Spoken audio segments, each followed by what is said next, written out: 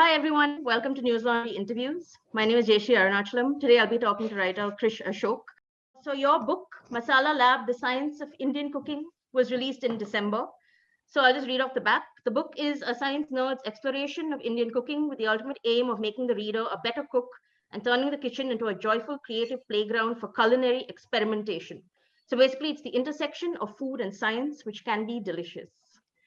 I was thinking this must have taken you a really long time to come up with this amount of documentation, right? So what was this database of knowledge that you were tapping into to be able to put this book together?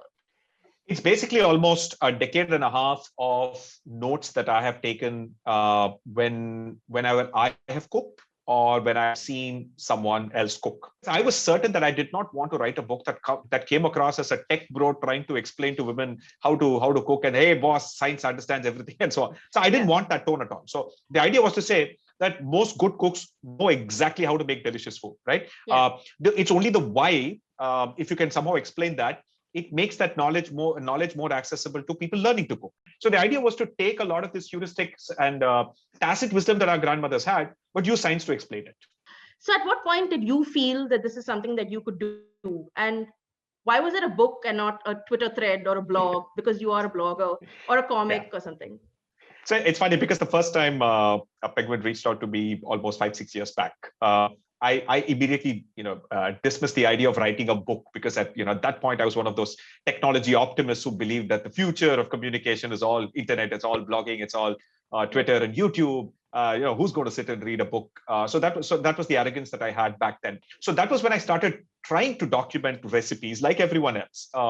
And I just pretty soon I realized that the best cooks in my family didn't think in terms of recipes.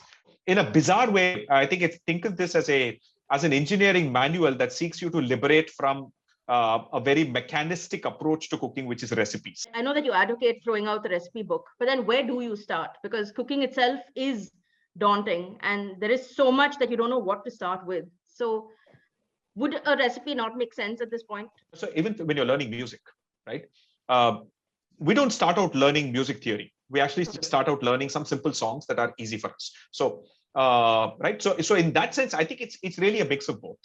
It's absolutely fine to start with recipes, but I think, but it's over time. It's good not to get tethered to them. But you did keep in some Chennaiisms, which I loved, like the amakalamization of food. Yes. Even saying it out loud sounds bizarre, but yeah, I love it. Amaclamatic is sort of like a portmanteau of a portmanteau. So it's in Chennai. Chennai people also use a term called awesomatic, which is awesome and fantastic. So amaclamatic is amaklam and awesomatic. So it's a portmanteau of a portmanteau.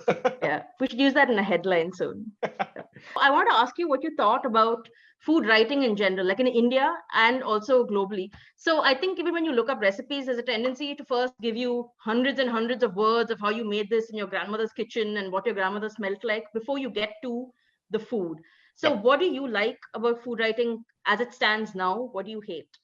No, I think it's food writing has evolved significantly, and in some sense, one person that I believe doesn't get enough credit for really changing or fundamentally transforming food writing in India is actually Tarla Dalal. And she actually her website might look dated from the 90s and so on, but honestly, I mean, she did this in the pre-Google, pre-YouTube, pre-Instagram era.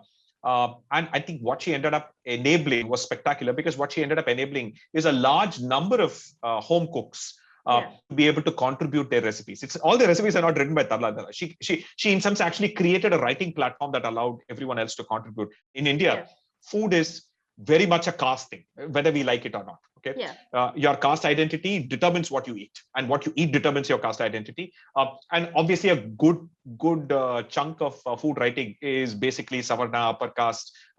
In fact, the number of books about vegetarian cooking is disproportionate compared to the actual number of vegetarians in India. And so it's things that you don't, so I'd like to see what say tribal communities in the Northeast or in Chhattisgarh, and what do they eat and what are their cooking traditions and so on. I think that's really where I think the gaps are in food writing in it. What do you see next for Masala Lab? Is there Masala Lab 2.0? I know you've started putting out Instagram videos and things like that. So where next for you in terms of food? perhaps not a part 2, but I might sort of expand on Masala Lab using vehicles such as some of these videos, explainer videos, and more online, sort of content that kind of augments the book. Basically, so there's so many things that I left out of the book. मुफ्त खोरो, मुफ्त में इतना ही मिलेगा. To watch the full unedited interview, you have to subscribe to Newslaundry and pay to keep news free. Because when the public pays, the public is served. We depend on you and not on advertisers. So go to www.newslaundry.com/subscription and subscribe and get all our unedited interviews, our special video shows, comics, and everything that's behind the paywall. Remember, to subscribe to Newslaundry, you pay just about 10 rupees a day. That's less than, well, no, a cigarette, and smoking is injurious to health. So subscribe and watch the full interview. We, being an independent platform, depend on our readers, viewers, and listeners. Support independent media by subscribing to Newslaundry. Go to newslaundry.com, click on the subscribe button at the top, and pay to keep news free.